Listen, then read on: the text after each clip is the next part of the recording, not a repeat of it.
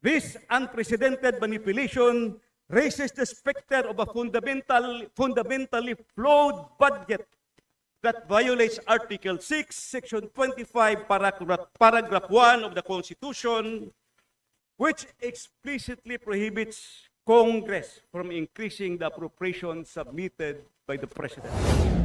I call on this august chamber to restore the trust, the confidence, and the integrity of the entire budget process.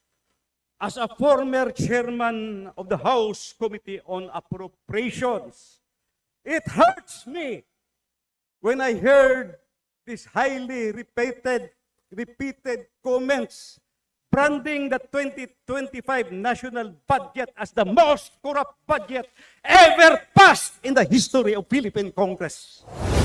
For duty to the Constitution, for the future of our children and our children's children, I respectfully appeal, let us act now to correct this injustice. The BICAM adjustment of 12.75 billion will correspondingly increase the total expenditure program from 6.352 to 6.365 billion.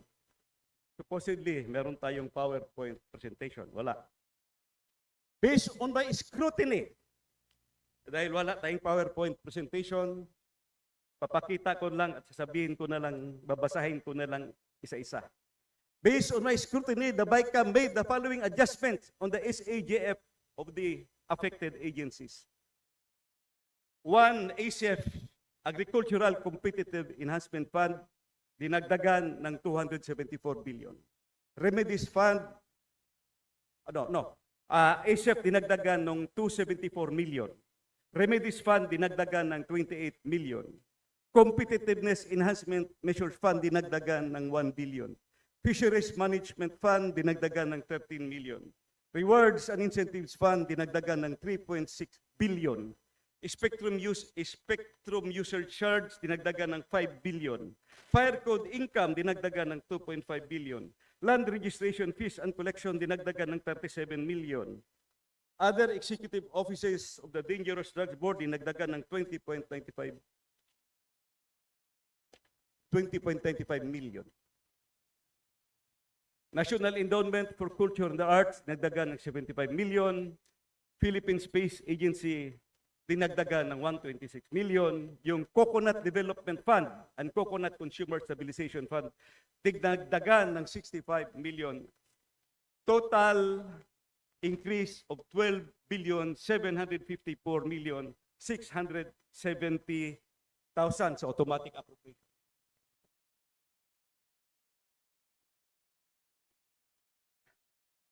What are the legal and constitutional violations demanding immediate resolution? Madam Speaker, the following critical constitutional questions must be urgently addressed, as they strike at the very heart of our democratic budgetary process and threaten the integrity of future national appropriations. First, constitutional infirmity. Has the Bicameral Conference Committee, by unilaterally increasing SAGF by 12.7 billion, rendered the entire 2025 expenditure program constitutionally defective? This unprecedented manipulation raises the specter of a fundamentally flawed budget that violates Article 6, Section 25, Paragraph 1 of the Constitution, which explicitly prohibits Congress from increasing the appropriations submitted by the President. Second, fundamental breach. The core constitutional question that demands immediate clarity. Does Congress, through the BICAM, possess any legal authority whatsoever to inflate SAGF amounts, special accounts in the general fund amounts, beyond the actual program expenditure supported by their earmarked sources or earmarked revenues? This appears to be a direct violation of the established principles that special accounts in the general fund are by their very nature limited to their earmarked revenues and cannot be arbitrarily expanded beyond their statutory limitations. These are not mere technicalities. They are fundamental breaches of our constitutional architecture that could render the entire budget process null and void. The gravity of these violations cannot be overstated, as they threaten to establish a dangerous precedent where future Congresses might feel emboldened to disregard constitutional constraint with impunity. Mr. Speaker, as I mentioned earlier, Madam Speaker pala, as I mentioned earlier, the other category of the earmark revenues is the use of income in the general fund, which by virtue of statutes or enabling laws authorizes agencies to use part of their income of the general fund for a specific program or project which generally included in the program portion of the GAA. I want to bring to your attention that the BICAM amended the line item appropriation of the DPWH of the Special Road Fund, adjusting the net figure of 16.756 billion to 34.74 billion, or an increase of 17.992 billion. However, the amount in the special provisions is maintained at 16.75 billion. Hindi balanse. Pero in-increase yung line item appropriation in the DPWH on the Special Road Fund.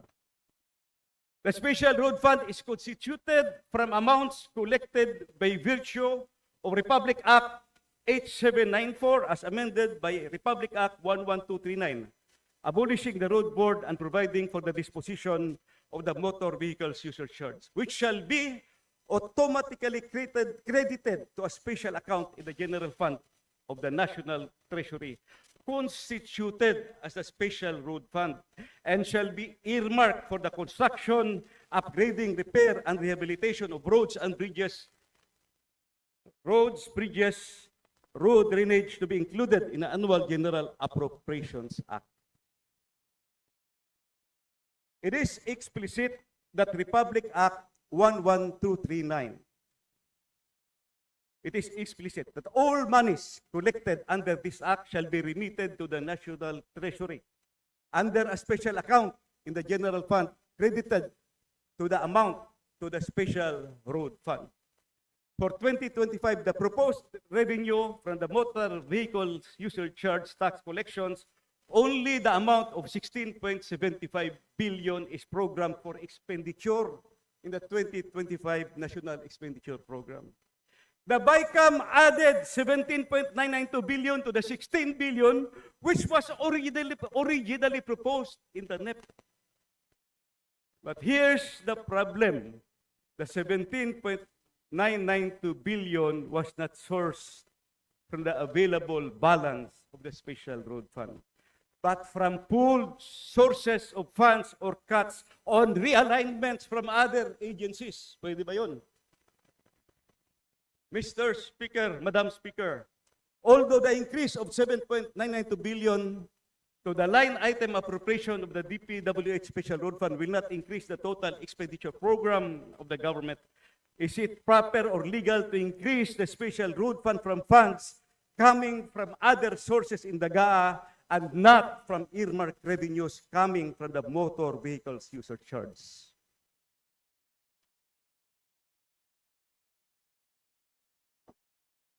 What are the legal and constitutional questions raised? The increase of 17.992 billion on the line item appropriations of the DPWH Special Road Fund was that sourced from the specific earmarked revenues stipulated by law or Republic Act 11239, which must come from the MBUC, but allegedly sourced from pooled or reallocated sources from other agencies. The main legal and procedural concern is whether Congress through the BICAM can increase the amounts in the special road fund beyond what is supported of program for expenditure from the earmarked revenues, and whether such increase source from other fund sources violate the enabling laws and constitutional budget process. The main issue here is, can the special road fund be augmented from other sources of appropriations in the GAA? It is explicit in the law that the source of funds for the special road fund shall come from the MBUC tax collection, which shall be remitted to the Bureau of Treasury under a special account in the general fund appropriated in the GAA. Is it right to assume that if the increases are not supported by actual collections from the designated revenue sources, or if they are, or if they alter the nature of the appropriations set by law, these adjustments may be legally questionable and vulnerable to constitutional challenge. Mr. Speaker, I was expecting that these congressional insertions in the SAGF will somehow be subjected to presidential veto because it bloated the expenditure program submitted by the President. Yes, I am aware that preconditions were included in the implementation of the special provision by subjecting it to judicious programming based on the actual collections and utilization of funds. But my point is, by increasing the amount in the special provisions of the SAGF, there is a corresponding increase in the expenditure program submitted by the President, which may breach the constitutional limitation in the appropriation of funds. Of the numerous provisions on SAGF amended by Congress, only the special provisions of the Bureau of Customs on rewards and incentives was conditionally vetoed. On the other hand, the special road fund, which has substantially increased from 16.756 billion to 34.748 billion, was merely noted by the President under the general observations portion of the veto message. If you can remember, the direct veto was only 26 billion for the DPWH and 168 billion in unprogrammed funds. Madam Speaker, I must now address a final matter that, while not technically classified under automatic appropriations, involve similarly protected earmark funds, vital to our universal healthcare system. The syntax law explicitly mandates that portions of revenues from tobacco and sugar-sweetened beverages be earmarked for PhilHealth to fund healthcare services under Universal Healthcare Act. While these funds may not be formally designated as special accounts in the general fund, like this previously discussed, the law is very clear in requiring that earmarking for PhilHealth. These earmarked funds, by their very nature, must be used exclusively for their statutorily designated purpose, healthcare delivery for the Filipino people. Similar to the national tax allotment, this fund should be automatically and regularly included in the annual General Appropriations Act. However, in the 2025 budget, PhilHealth received zero allocation from these mandated earmarked funds. This zero allocation represents a clear failure to comply with both the syntax law and the Universal Healthcare Act. Congress has not provided what is legally due to the Filipinos.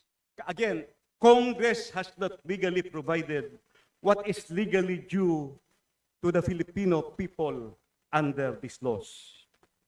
It is particularly troubling that even a token 1 peso budget could have saved PhilHealth's legal standing for augmentation purposes.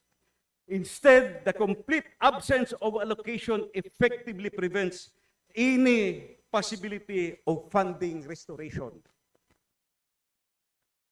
Madam Speaker, this zero allocation for PhilHealth represents a serious departure from the state's obligation to fulfill the promise of universal health care for all Filipinos.